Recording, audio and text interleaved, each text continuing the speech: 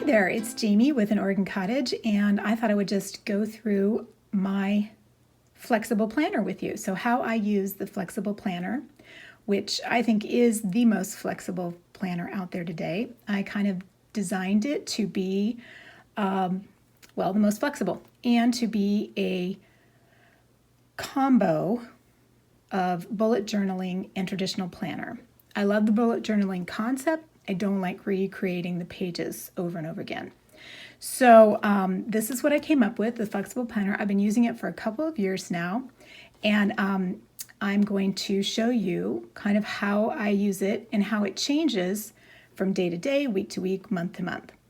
So first off, I'm going to tell you what I put mine in. This is a Filofax. It's a domino Filofax with a faux leather kind of cover, and I really like it. I used a lot of just regular 3-ring binders for a while, but this is so sturdy. It goes with me. I've actually used this now 2.5, 3 years, and I think it looks great. Like there's no wearing on the edge or anything. So I'm not affiliated with them. That's just what I'm using, and I really like it. Okay, I've already got the 2019 flexible planner cover in here. This is the one I chose for right now. My flexible planner is still the 2018. I'm going to show you how I've been using it this last year, but just wanted to put a plug that we have the new 2019 flexible planner available. Okay, so the first section, that's my little Filofax thing. And then I have made these, I just cut these in the shape that I want. My little, you can buy them. You can buy lots of different shapes to fit these kind of rings, but I just made these out of thick paper. And so this is my goals section. This is actually the front of the flexible planner, and I just separate them out into different sections so it's easier for me. So this is my contents. It's not the contents of the whole entire planner, just these front ones, and kind of some of the keys that I use. I kind of added some. So we have up here where you can make your own for the typical ones that you have, and then you can add some. So I always am like half done on something, and I don't want to just say I didn't do it, so I made a little half done. I've got an arrow for moving forward and a delete. You can add lots of those. Then you have the goals and plans sections. So over here, I go through my big goals. I break out the goals that I want for 2018 into smaller sections. I choose, these are blank, so I choose personal, business, home, financial, and then I kind of do a scary. This one changes every once in a while, depending on, every year, depending on what I want to focus on. And then I just wanted to have a place where I could record my year focus word, which is trust, and then a few other things. So I just kind of fit that down at the bottom. And then the goals action steps are where you're going to take these goals and you're going to break them down into smaller bite-sized ones. And I kind of go ahead and make, I think in terms of quarters. So like in a 3-month period, what can I get done? And I broke those down. And so this is some of first quarter, then some of second quarter. And then it's an easy way for me. So this is only filled out at the beginning. And so then I can go back and look through these, and I can move the ones that I need to the next goal action step. So the idea is that you're going through and looking at these every 3 months so that we don't forget about our goals. It's so easy to be excited about them in January and then forget about them by the time June rolls around. So this is just kind of a way to keep us on track. And I actually set in my calendar every 3 months goal review. I just set it to remind me.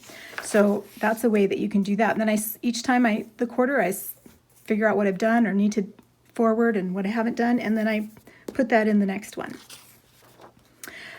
This is the year at a glance page. You can use this for so many things, for events, for kids' schedules. I'm using it for my annual strategy for my business. So I kind of write down the things that I would like to get done. And it's kind of a goal one too. I fill it out at the beginning of the year, what I'd like to get done each month and what the focus of that month or quarter is going to be. Excuse me. Then I actually kept the previous flexible planners goals in here. You can see that was when we were doing a color. So I keep those in here. You don't have to. And then I made a divider for the calendar section so I can find it, but I don't really need it because I also put these. This is again the old one with the color. I hadn't printed out the new ones yet. So this is what I kind of wanted to show you, is that then I use the included tabs. I just cut them out and I glue them onto the month in an order so that I can find them. And everybody can use theirs differently. So you have your monthly plan here that goes with, it's at the end of the other month and it starts your February. So you can plan your month right here. You look back in your goals. What do I want to work on this month? What things do I have to do that I have to think about? And what kind of really specific to-dos do I want to put down here? Then you have your monthly calendar, and this can be anything you want again. It can be events, it can be school tasks, it can be business things. I'm choosing to use this for our menu planner. So this is what I use for our menu plan. I also as a way to keep track of it. So once I have this filled out, I can go back and look. I'm really stumped for menu, what we're going to have. I go back and look at some old menu plans, months, and I can go, oh yeah, this was a good one. I'm going to put that on this next month. So that's how I've been using my monthlies. And then the weekly are where it really shines. This is where I didn't want to have to keep repeating this in the bullet journal, but I wanted to be able to have it flexible enough to switch it out sometimes, to try different things about what was going to keep me the most on task. So here I'm like really, this is back in February. I was really doing stuff like a top 3 that I would put out there. Then I would separate it into AM and PM blocks.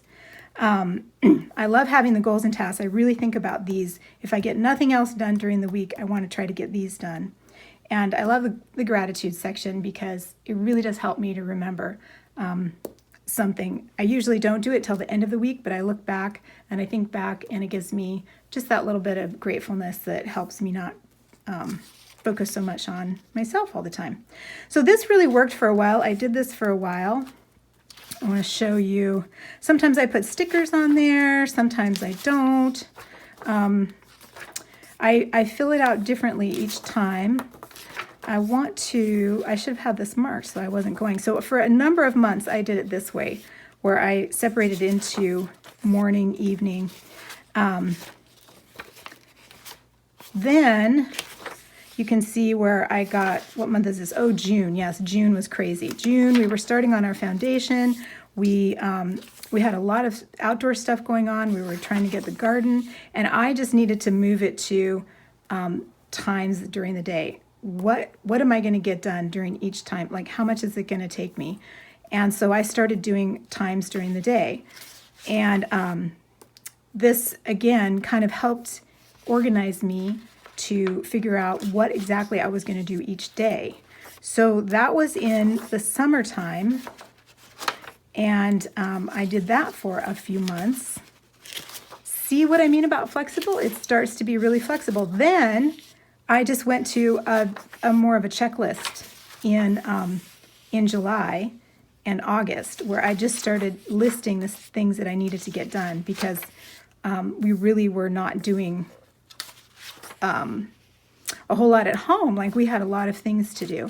So again, I just started going with what do I need to get done that day? And I would write in the morning.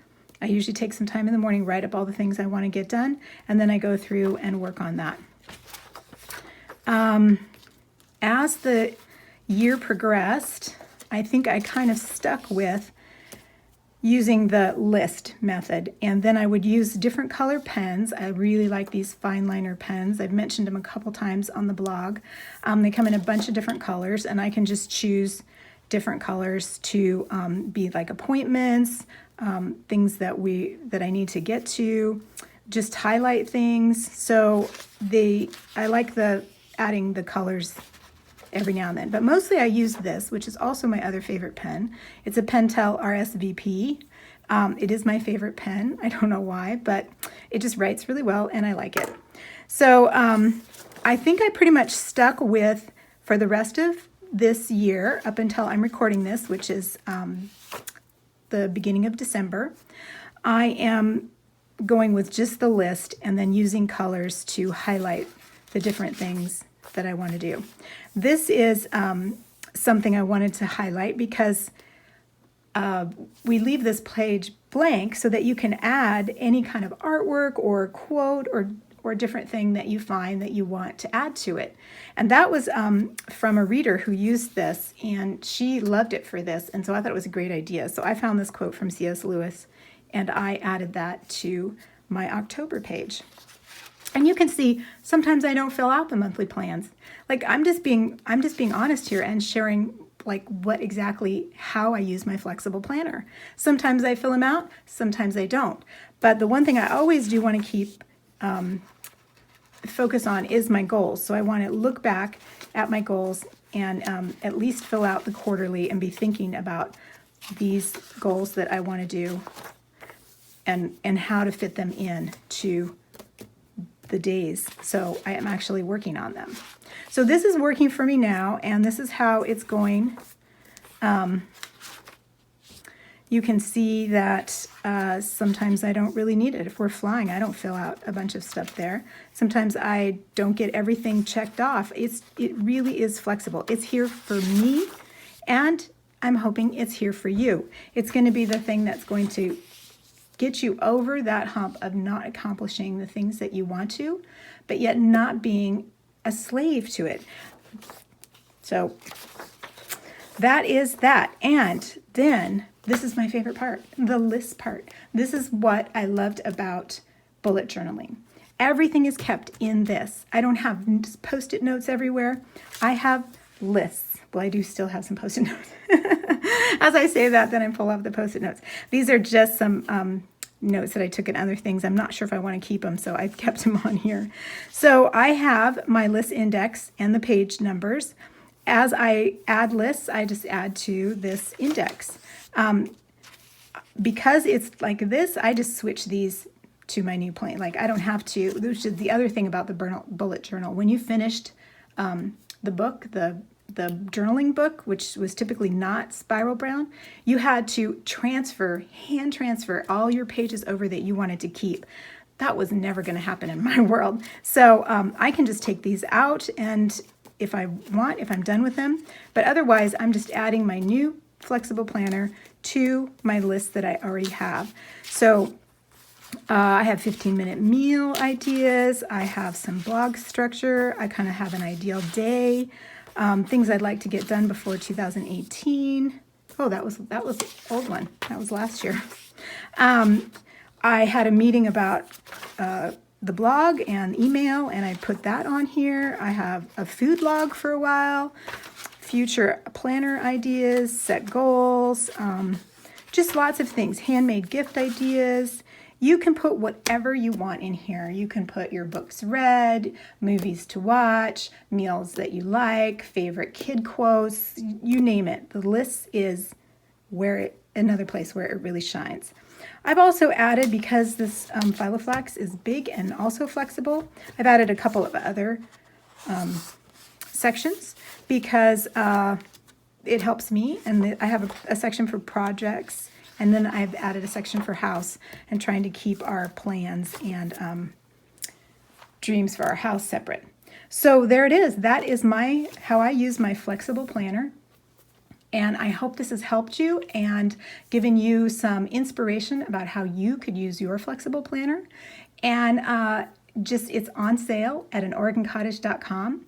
It's a digital planner that you print out, and it's pretty inexpensive because of that. You get the small size, you get the bigger size, and you get bonus pages with it, a daily page if you like to do daily. So check it out.